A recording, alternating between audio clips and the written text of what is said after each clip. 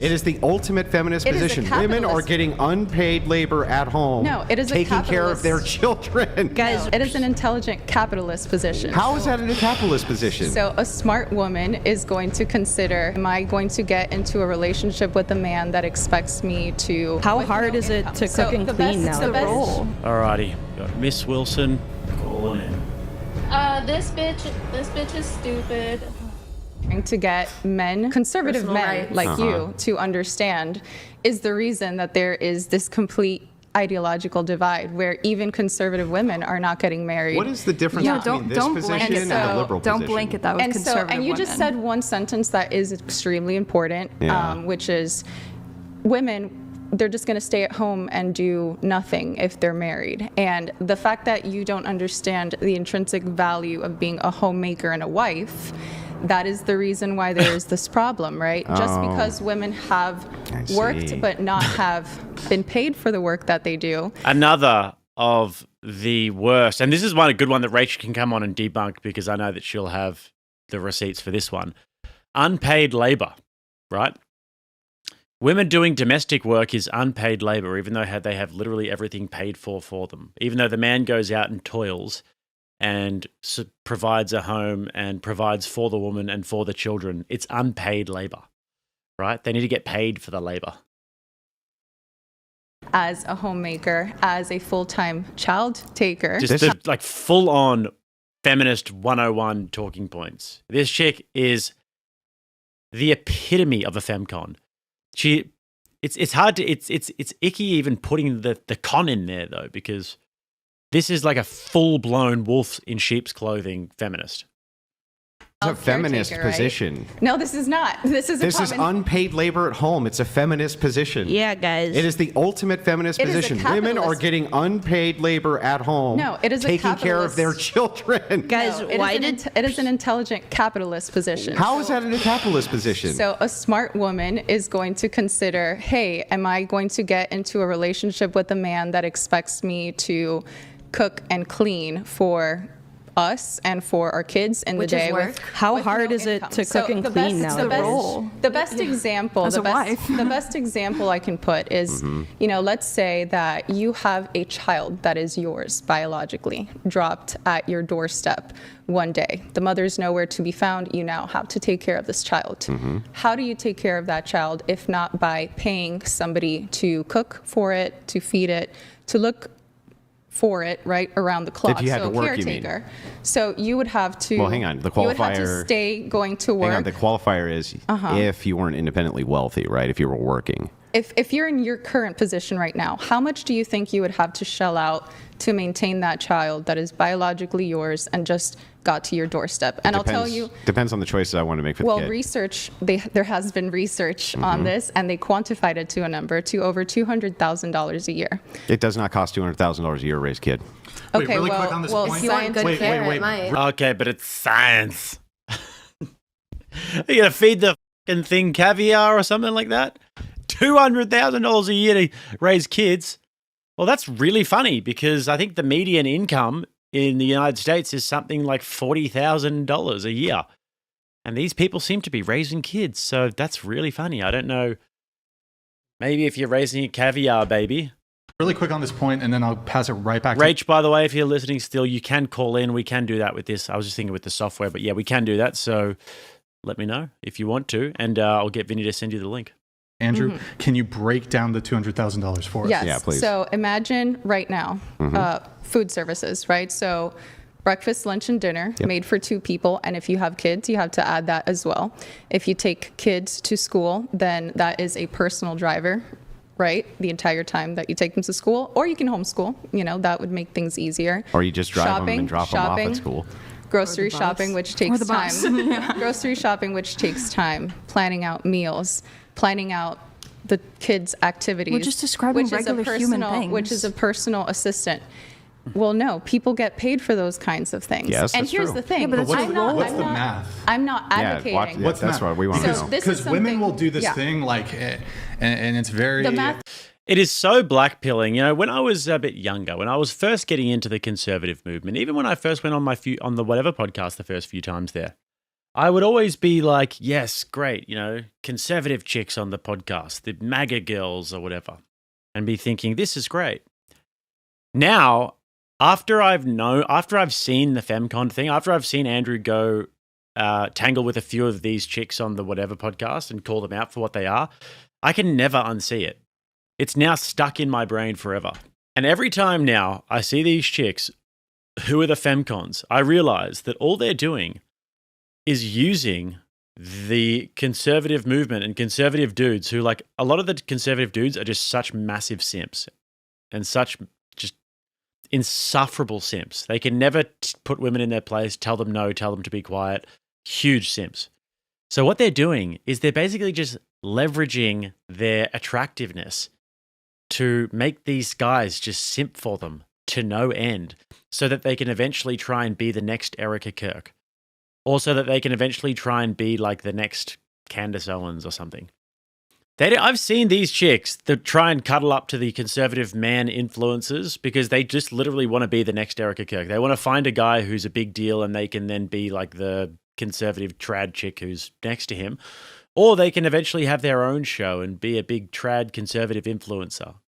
They're all feminists, all of them. It's so depressing when you actually think about it, but all of those chicks that you see, all the Tommy Larrens, this piece of work here, all of them are just literally feminists who are vying for attention and trying to further their career. And it's so blackpilling, but it's so true. Well, hold on. Googleable. No. But what you'll do is, what you'll do is you'll take, okay, how much does a professional cleaner make in a year? And maybe that's 30, 40, 50,000. And you're going to tack that on. But professional cleaners are cleaning 40 hours a week. So you are considering okay, for example, if you were to hire a professional cleaner once per week, how much would that cost? Yes. That might be more attuned yes, to. correct. Right, I'm but going it's off not. Of those but numbers. some people are going to collapse the entire yearly earnings of all these industries. So okay, that's not what they did in those studies, though. That's what I'm saying. That's why I was asking for a breakdown. Correct. On that's those not numbers. what I'm. So are you also doing the factoring in as to men are doing they're basically unpaid yard work and they're unpaid executive protection. What I'm saying. Does your boyfriend have a firearm? He does. Yes. Oh, do you have a firearm? Yes. Okay. So but he would you expect your boyfriend to like protect you in some sort of life-threatening situation? He can, but we would both be, good with. Let's say you were both disarmed. Rach, I will send you the link on WhatsApp. Vinny can send it over to me and I'll send it to you. Say a gun is a equalizer, the great equalizer. Let's say you were both, are you as equal with this handgun as your boyfriend? Really quick though. Let's say you were both disarmed. He obviously, I'm assuming your boyfriend is physically stronger than you. Yes. He would fare better trying to take on a physical threat. Yes. Right. So you have unpaid executive protection. Yes. Right. Are you factoring that into the calculus? Yes, correct. And so it has to. Okay. And so basically men are on the same spectrum in that they have to see if they financially benefit from coming into a partnership with a woman, because a man doesn't need a woman to cook or clean for them, right? You can pay for all those services yourself. The same way that men can pay women, pay a service to cook or clean for them, women can pay somebody to do the yard work for them, or they can pay a Ring camera for protection, or they can own a firearm. What I'm trying to say is that I want men and women to come into a relationship together by understanding the value that they both bring to the table. Yeah. And I understand the value of. Alrighty. Got Miss Wilson calling in. This bitch is stupid. She's not only just like, look, most people are uninformed on this stuff because unless you're autistic and weird like me and you decide to read, hundreds of books on feminism from the 1800s, early 20th century, you're just not gonna know this. And I'm super excited. You guys will see soon, coming later this week. We have a big project coming out where we're going to debunk a lot of this stuff. We're going to set the record straight pretty definitively. So I've been doing research on this for many years, but I really crammed the last couple months. And her first stupid claim women had no financial independence until the 1970s. So that's the first dumb claim. That's actually not true. It's just that prior to the 1970s, only about 6% of women who had children of school age worked outside the home. It was pretty rare. It was usually like your husband died or was a drunkard or abandoned you. And that wasn't most men. How do we know? We know because only about 6% of women, it was even less at certain points in history, but let's just say the first half of the 20th century, on average, it was about 6% of women with school age children who actually worked full time outside the house. They lived and ate food and survived somehow. So we're going to assume that most of the other 94% had husbands providing for them. If that's the case, what they're talking about, so they'll conflate stuff and they'll basically lie. But what they're doing is they're like framing things to make it sound like women weren't allowed, right? Women weren't allowed to have their own anything. Not true. You could have, and many women did have, checking accounts, saving accounts, and even credit cards. It's just that most women didn't. It's not that they were barred. There was never a law saying you couldn't. It was never illegal. It was never even written into policy for the vast majority of financial institutions. It was simply the case that if you did not have your own independent source of income, you had to have a cosigner, just like now. So if Jake moves to America and he comes here and he goes to Chase Bank and he says, "Hello, I would like to get a loan and a credit card," they would say, "Okay, here's all this financial information we need from you." And if Jake was like, "I don't have a job and I don't make any money, I just live, with my brother and Vinny pays all the bills," they would be like, "Okay, well, we can't grant you these things on your own because you don't have any income to show. So if you can get Vinny or your dad to co-sign for you, we might be able to do that." It was the same rules, okay? But they make it sound like women were not allowed, like we were prohibited, like there was some kind of law on the books that said you must depend on a man, and even if he's beating you or cheating on you, you have to use his money and you can't have your own. Now, going back further to, prior to the 19th Amendment, women's earnings were considered part of the household income, and their husband did have control over that. But once again, it was not this thing where it was like, "Hey, bitch, you don't get to have any money. We're taking your earnings and I'm going to do what I want with it. And if I want to spend it on beer and hookers, I will." Smack, Yeah. It was not how it worked. So, yes, women's income was considered part of the household income and the husband was considered head of the household. But why? Because only men could be held liable for finances. And Andrew goes into that a little bit. He does try to tell her this, but she just glosses over it and moves past it. She just keeps talking. She won't shut the fuck up every time he tries to talk. She just steamrolls. She just steamrolls right over and just talks and talks and talks. And what annoys me about this is it's like they just talk for the sake of talking, and they think that because they're talking a lot that they're doing a good job. But it's just the lowest IQ arguments, don't understand basic logic, keep on making everything about yourself. I mean, it would be fun to watch you do a long-form debate with this chick, Rach, because it would be really interesting and awesome to see you actually debunk the Femcon narratives. But I don't know. Andrew doing it would be good. I would obviously review it and everything, but the poor guy, you know what I mean? He had to sit there for freaking 9 hours against not so erudite. Can someone give him a medal? And the reason that, we bust out Rach the secret weapon on occasion is because if you watch this, you'll notice that through the whole thing, she is doing her little smirky smirk. She's doing a little funny little smirk and a little side eye grin to the camera because she knows that when she goes on this show, if Andrew and Brian finally get tired of her dumb bullshit and they go, "Hey, shut the fuck up," then she goes, "Wow, look how rude and misogynistic Abusive. and nasty they are." And it'll be the same thing as what happened with Chuck, right? Where everybody goes, "Wow, those guys are so unhinged and misogynistic, and they just have women on the podcast to abuse them. Can you believe these horrible men? They're so terrible. Yeah. I can't believe the way they talk to a lady." So she knows that. She knows exactly what she's doing. And the thing is, You can't get away with that with me. Because what are you going to do? Cry about it? I'm a woman too. And suddenly, when I'm in front of them, they are not this bold. They are not this brave. They are not this empowered. And they are not this confident in themselves because that whole trick goes out the window.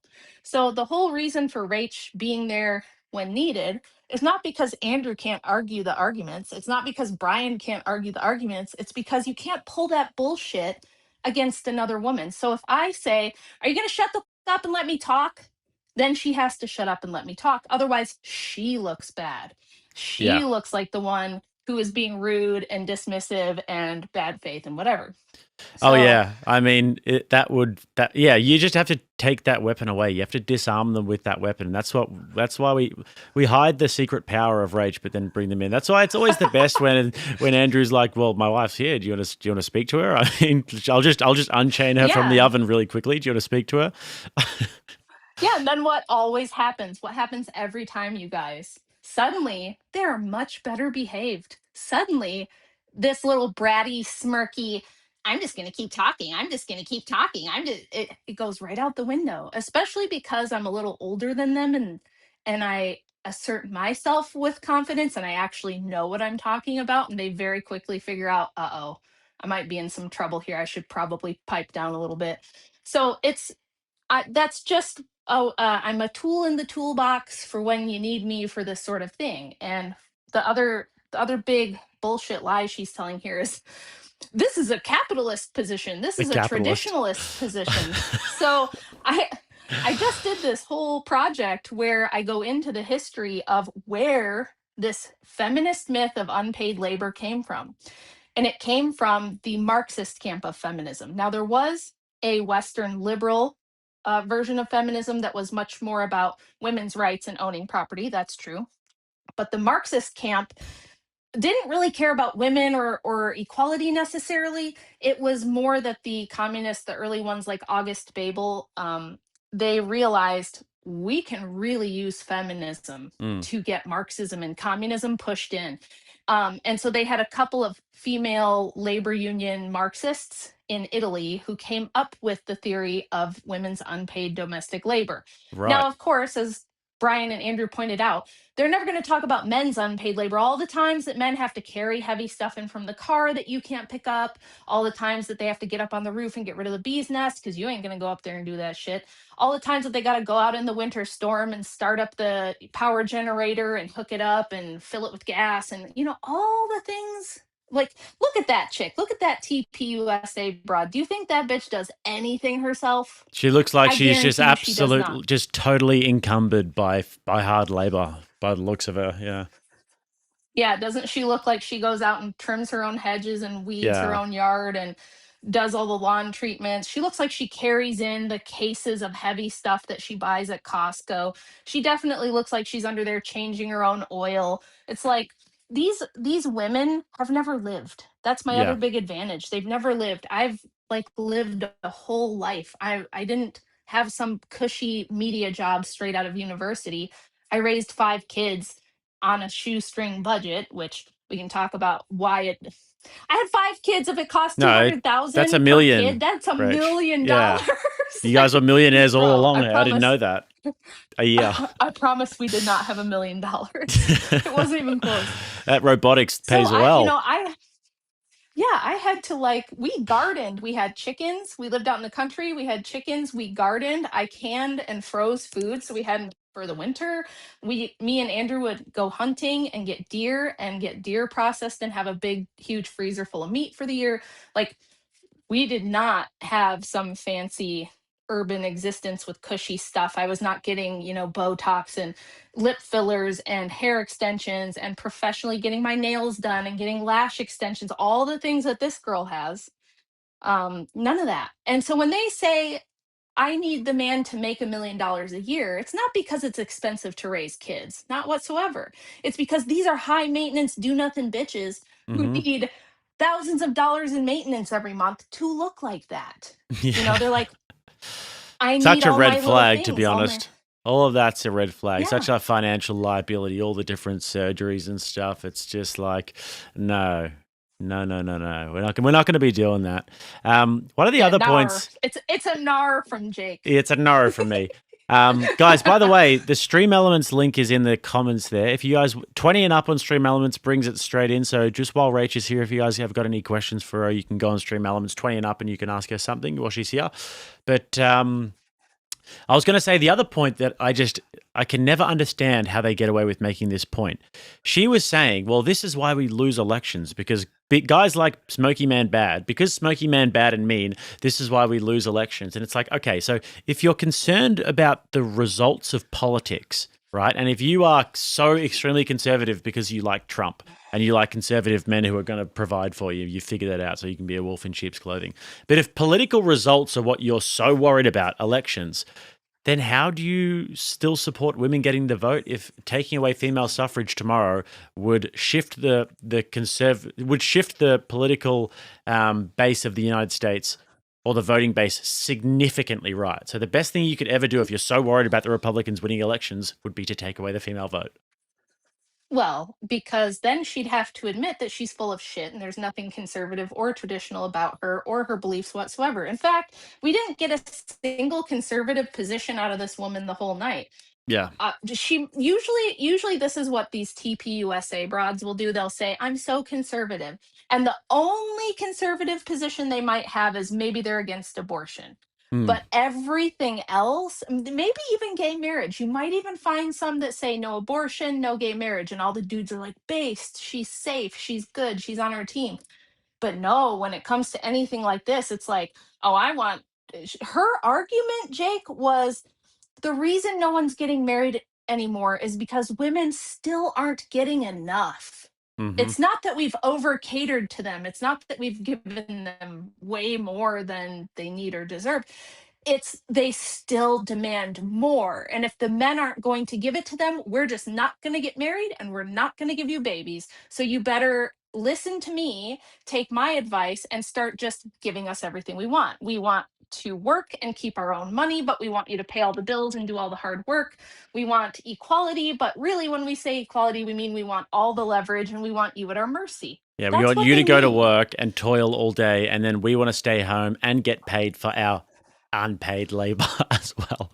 It's just like she was saying that she would like to still keep her career. She's 32 and she's like, I totally plan to have kids. I'm gonna have a bunch of kids. It's like TikTok. Yeah. TikTok. Yeah. But okay, let's say she gets right on it. Let's say her and her boyfriend get married and they have a baby a year from now and she's 33. Okay, you want to go back to work. Now this dude has to let you keep your own money for your in case I need to leave him for any reason fund. And he's got to pay for someone to do your job. He's got to pay a nanny or a daycare to raise his child instead of his wife. And then also, you need a whole work wardrobe. You need a second vehicle. Yeah, you need car insurance on that vehicle. You need all the little pantsuits, eh? Yes. Just quickly, Devin Bunce tipped 20 and said, what's up, Jake? How's it going in your country that still doesn't exist? Cheers from the US, brother. Hi, Rachel. Are you going to... He says, hi, Rachel. Are you going to smite this Femcon in a debate or what? Are you guys fasting? God bless you guys. Yes, the fast began today. But everybody's fasting rules are different. It depends where you are with things. It's a very personal thing. So I am... but my fast might not look like other people's fasts, you know? Yeah. But well, I would love to you debate do her. smite them, I asked if I could, but I have this sneaky suspicion that she really just wants to debate Andrew. Cause she was like, oh yes, Daddy, I'll come back tomorrow. First thing. I'll be here 6 a.m. with bells on my toes. We'll go all day, baby. I told Jake, these chicks, they look at him like they hate him on the outside, but they also act like they really enjoy whatever the dynamic is. I think I understand a little bit what's going on there, but I'll leave it up to you guys to decide. At least this one wasn't touching him. We'll see if she does it. At least this one wasn't getting touchy, you know? Yeah, but good for her because It's your funeral, lady. Yeah, there was so many points brought up here, Rach. I mean, I think that it's just a total wolf in sheep's clothing thing. I mean, I used to like chicks like Tommy Lahren and even Timu Lahren here and think, yeah, great, you know, MAGA chicks. But then as soon as I saw Andrew doing the Femcon debunk on whatever, I was like, damn it, now I can't unsee it. And now they're all my enemies. I know. I actually feel the same way. Like, it's lonely over here, man. Sometimes I feel like the last unicorn. I'm like, but you know what? The truth is that that's media. I get messages, and you have ladies in your chat, and we have ladies in our chat who are all doing the same thing I was doing. They're getting up every day and they're putting in the 24/7 grind with the babies, and they're being good wives. They're out there. You're just never going to see them in conservative media because those chicks are career girls. Literally, the ones that But I've once met. they get to be Yeah, the ones that I've met, they just want to be like the next Erica Kirk. I was just saying this to the chat before. They want to be shacked up with a guy like Charlie Kirk and to be that sort of like glamorous wife. Or they want to be the next like Brett Cooper, Candace Owens, one of these chicks with their own shows giving all of their political takes. I've had to stop talking to women in the past who have tried to who I was talking to briefly because they started giving their political like takes and they were just so milquetoast. Like if you're going to be really based, that's fine. But like, I mean, you know, if you want to be the next TPUSA girl and then all of a sudden they're like cozying up to the next political commentator, the next one. It's like, are you really here for the message or are you just wanting attention, you know? Here's the thing about it. I'm 45 years old. My youngest kid is high school age. My oldest kid is a quarter of a century old. Like, I am only just getting into doing this now because I'm practically an empty nester. And I was like, a couple years ago, I asked Andrew, what do you think? I got a plan for life now that I'm almost done with like my full-time momming. What do you think I should, aim towards? What do you think I should think about doing with my time? I know that once I get grandkids, you're not going to see me near as much because I'm going to be doing that almost all the time, as much as my kids will let me. But he was like, you should do something with all this feminist stuff because you know so much about it. It's so crazy and nobody's ever heard anything. You should he said, maybe a book. I don't know if you should do a podcast. I don't know, but you should do something with it. And then my friend Aaron Clary, who I don't know how many books he's written, like 13 books now or something. He said the same thing. He was like, you have a really unique perspective I've never heard from a woman. I think you'd do great and you should probably write a book. He's like, give it a shot. So I did the book and the books turned out great. And I like debating.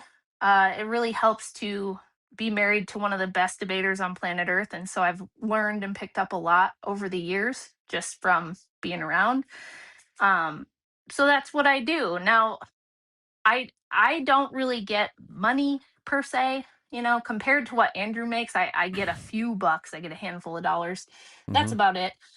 I do it because I needed somebody like me when I was in my 20s to be saying this stuff and telling me, like, no, you're not weird because you don't want to go to college and have a career and you really just want to start having kids and be a mom. And that's cool. It's valid. It's awesome.